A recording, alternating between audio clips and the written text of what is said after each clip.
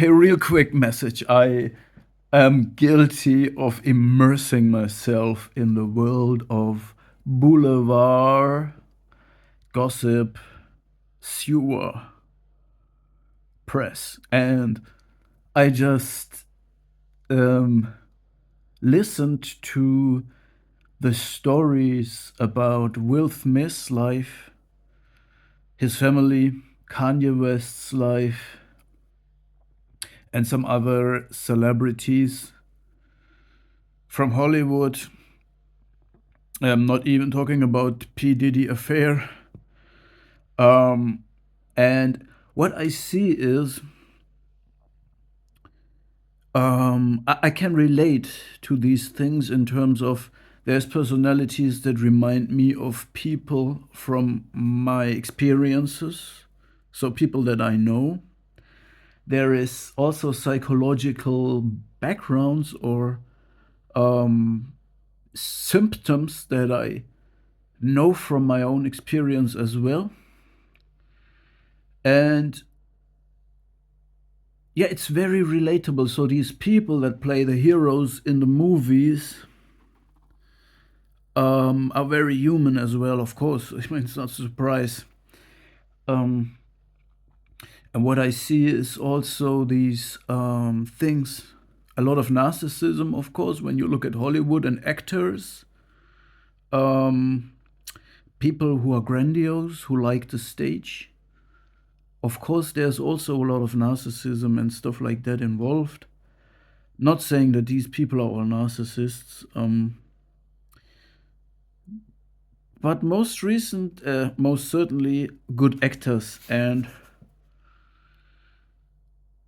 the thing is, when I tell you about my past, this is my personal story, and you cannot relate to it in a term of that it is something that you can, that we share in our experience, but we share the experience of famous people. So when I talk about Will Smith, you can relate to the person.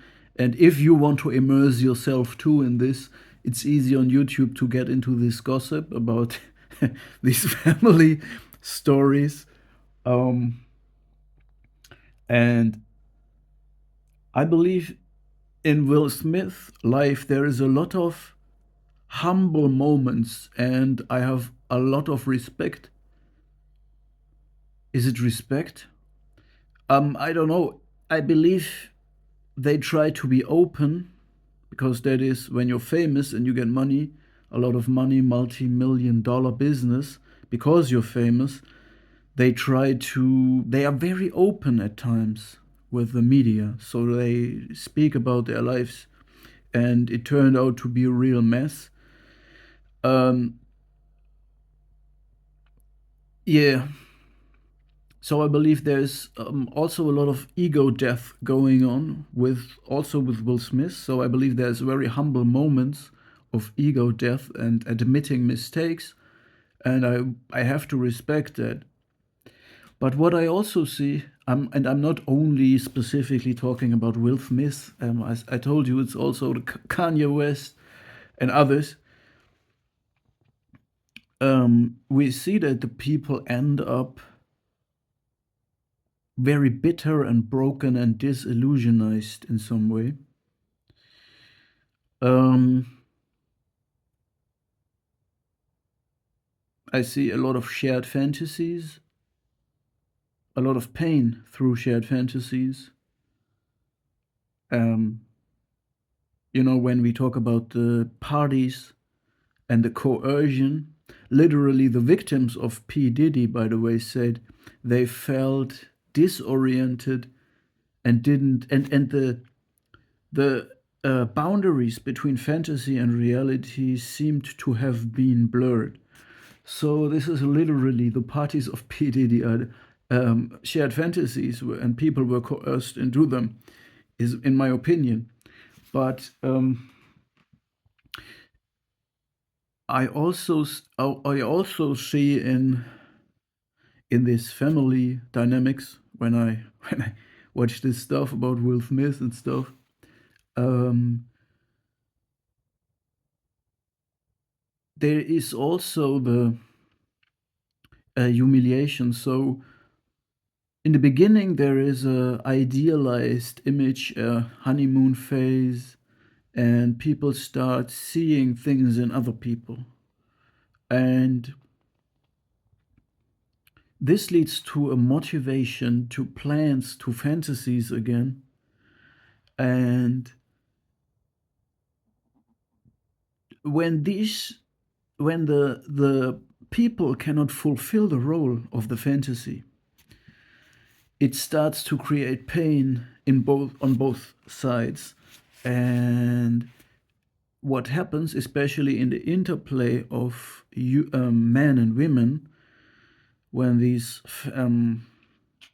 relationships turn toxic, there is a lot of attempt to humiliate the other party. So there are humiliation rituals happening, and these are also used and perpetuated by the media, and especially the music or the movie industry in Hollywood is also accused of creating these humiliation rituals. Um, and to humiliate other people, I see the triangulation method, to put in other people and comparing you to another person. So Will Smith has been triangulated as well, in a way, with Tupac as well as with another man. And this way, um, you know, it's a real fight about the ego. Um, yeah, so we see a lot of things like coercive control patterns, triangulation, humiliation, shared fantasies clashing. Um, by the way, I believe when you engage with manipulative people and they triangulate you,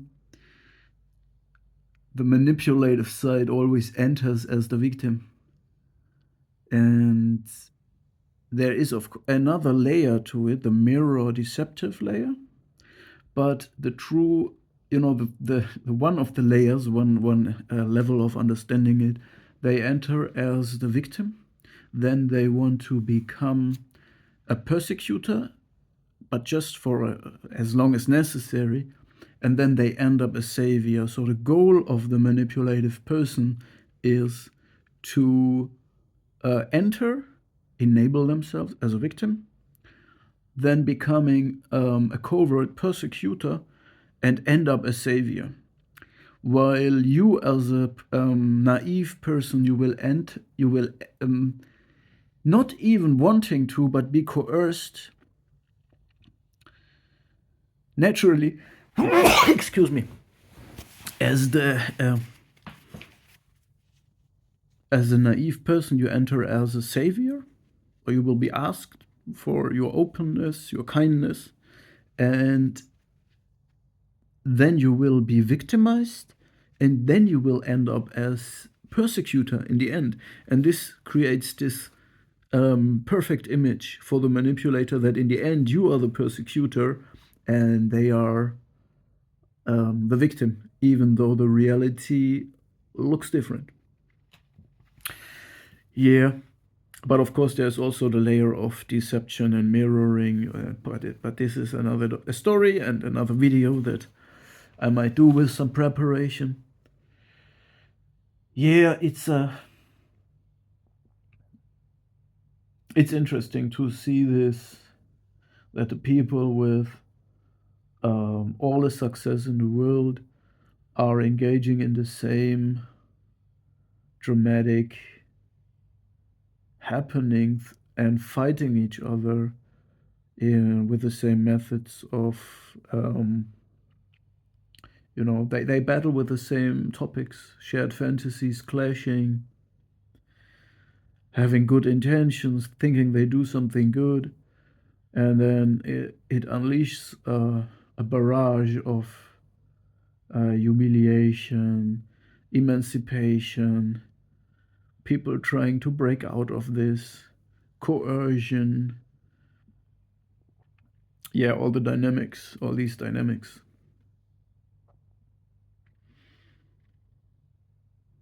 Well, it's not surprising. Yeah, and I will make, you know, more dedicated videos than this occasional one right now about this topic of for black sheep.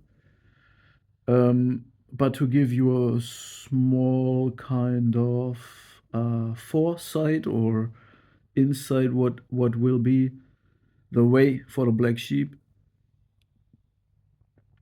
I believe yes, it's necessary to forgive oneself. It's rather easy to forgive yourself. It's rather easy to let go of material possessions and worldly things, but it's not easy to let go of other things. Um, and you cannot forgive everything, and you cannot always or over longer periods of time carry the responsibility for people who are not responsible, who cannot be responsible because they are in a childlike state or delusional or self absorbed. So, to de escalate a conflict, or for whatever reason, you might take responsibility for other people for a time, but you can't carry it and you cannot move on or forgive them for that. You have to give back, hand over back the responsibility. And to do this, you must speak up and hand over the case to professionals, to lawyers, because this is the world we're living in. This is the way conflicts are settled when people are deflecting and running away from responsibility. So the only way to do this, and I believe it's a part of healing as well, is put everything in the hands of professionals. So, yes, you go no contact. As soon as you realize you are victimized, you reject the role of the victim. You never want to be any role because they use anything against you anyway. And when you're dealing with toxic people, you don't want to be their savior, you don't want to be their persecutor, and you don't want to be the victim. You want to be none of that, all right? You want to be out of this business. And to do this, you must put everything in professional hands. And if you can reach nothing over using law, lawyers, then it then that's it. Then you go no contact and you forgive yourself. That's it. So you need to, yeah, this is just a small teaser, but I will go in detail and yeah, that's all. That's all for today. It's just a small, entertaining, hopefully, clip about me having a complete social media meltdown.